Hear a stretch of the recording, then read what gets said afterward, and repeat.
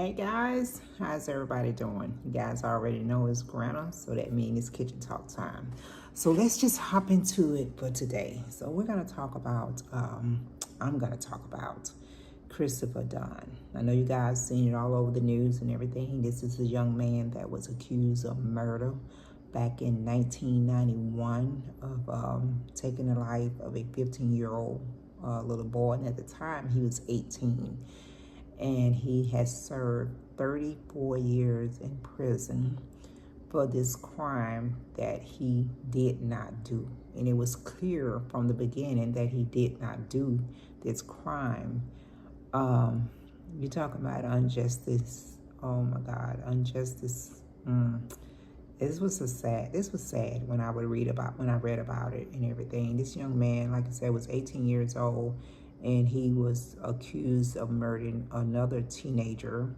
And the only witness that they had supposedly two eyewitnesses, this 12-year-old and 14-year-old young boy had said or made the statement that Chris Dunn was the one that did it.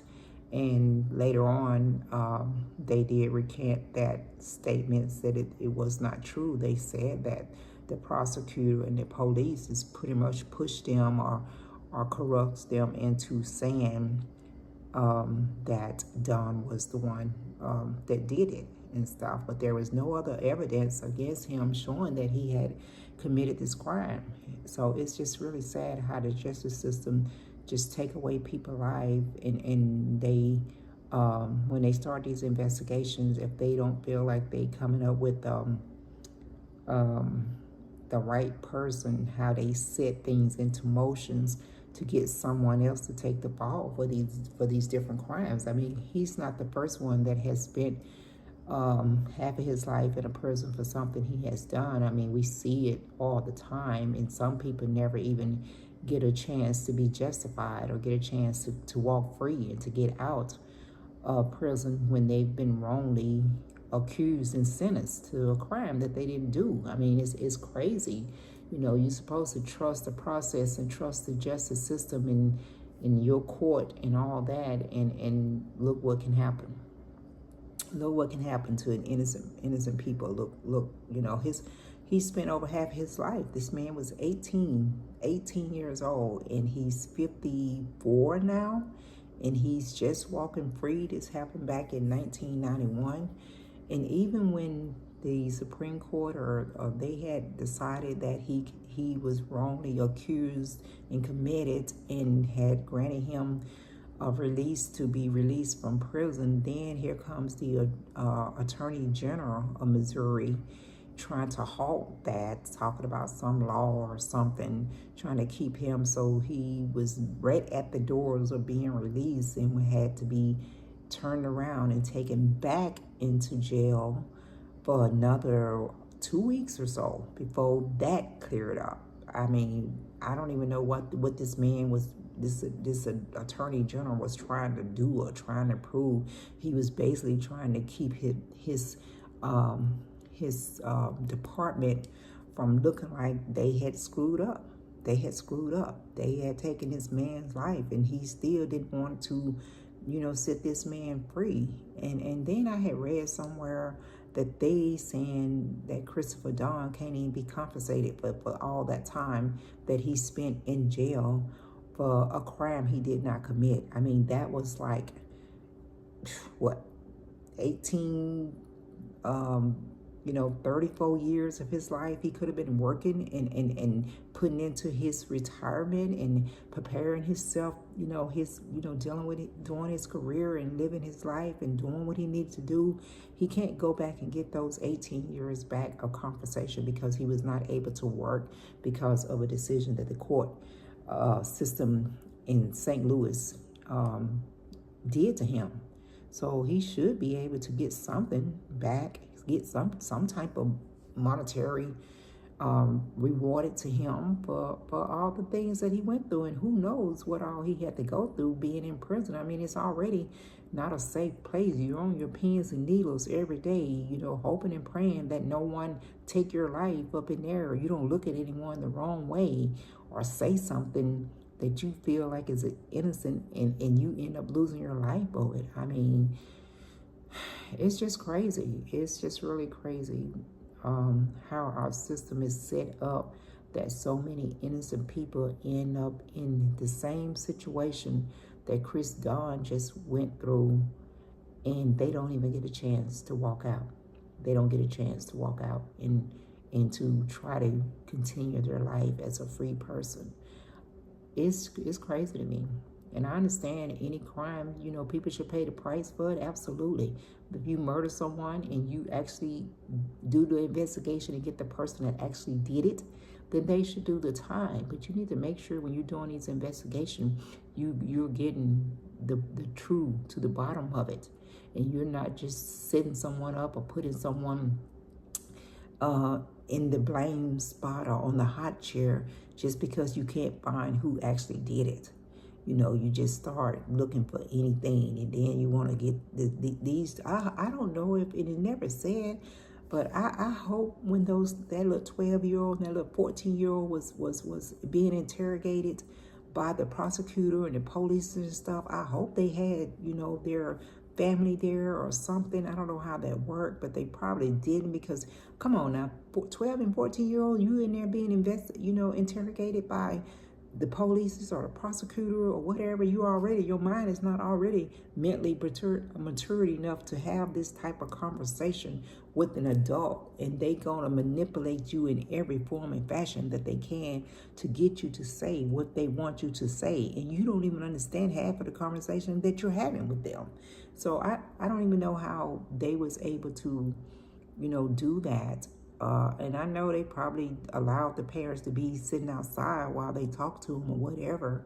But those two little gentlemen, they probably were so intimidated and so scared and nervous, and ain't no telling what they were saying to them. I don't know. You know, they could have possibly been saying, if you don't tell us this, then we're going to hold you. We're going to put you in jail. We're going to do this. We're going to do that. Because they're very threatening when they are investigating or interrogating different people. They use whatever technique that they can to try to get you to say something that you truly in your heart know is not right. But they, after hours and hours of sitting there and being badgered and badgered and badgered, you end up saying stuff that you know, you just say something just to get out the situation. You just say whatever to get out the situation. And that's been a lot of time with people, with witnesses that end up in these situations. They have been battered and battered and battered. They just say whatever because they just want to get out the situation. They're just done. They just beat down mentally.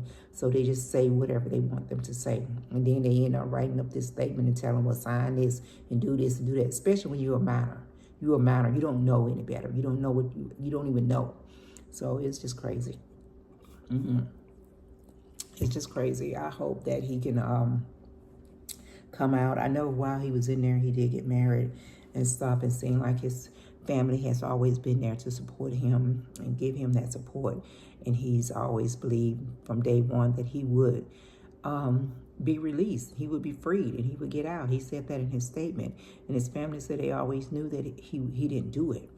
And he would be free. But that's a long time to spend in jail for a crime you did not do, 34 years. And like I said, you probably go back into history and find that there's been other people convicted that's been in there longer than he has, and did not get a chance to walk out and be free.